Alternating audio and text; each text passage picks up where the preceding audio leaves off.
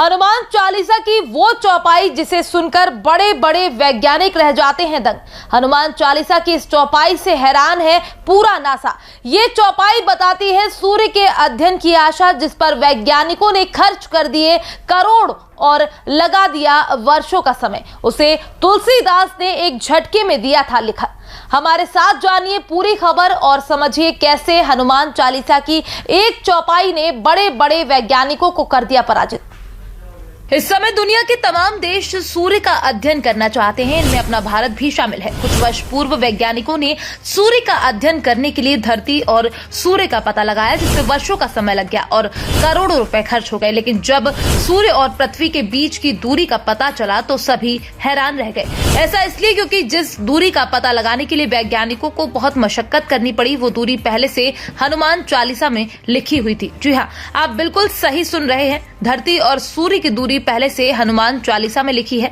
आज हम आपको इसी से जुड़ी पूरी खबर बताएंगे और ये भी समझाएंगे कि ये हनुमान चालीसा में कहां पर लिखा हुआ है।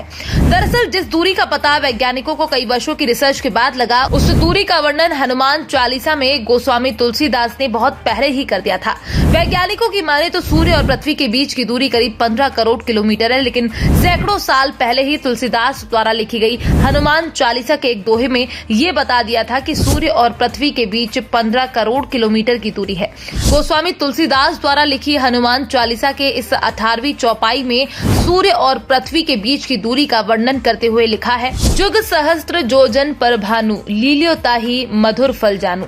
वैसे ये दोहा अवधी भाषा में लिखा गया है। इस दोहे का हिंदी भाषा में अर्थ निकालें तो अर्थ निकलता है, हनुमान जी ने एक युग सहस्त्र योजन की दूरी पर स्थित भानु यानी सूर्य को मीठा फल समझकर खा लिया था। अब हम आपको इस दोहे की दूरी में बताए गए एक एक शब्द का मतलब समझाते हैं। दोहे में लिखा है, शब्द जुग का मतलब है युग और एक युग में 12,000 वर्ष होते हैं। तो वहीं दोहे में लिखा शब्द एक सहस्त्र का मतलब होता है 1,000। वहीं दोहे में लिखा शब्द एक योजन को सरल भाषा में योजन बोलेंगे, योजन यानी 8। अब अगर हम इन तीनों का मल्टीप्लाई कर दें तो जो दूरी निकलेगी वही पृथ्वी और सूर्य के बीच की दूरी होती है। तो चलिए हम आपको मल्टीप्लाई करके भी दिखाते हैं। युग यानी 12,000 मल्टीप्लाई सहस्त्र यानी 1,000 मल्टीप्लाई योजन यानी 8 मील के बराबर सूर्य की दूरी, जो कि 9 करोड़ 60 लाख मील आएगी। अब ऐसे में आपको लग रहा होगा कि ये तो 96 आ रही है और बताई 15 करोड़ गई है।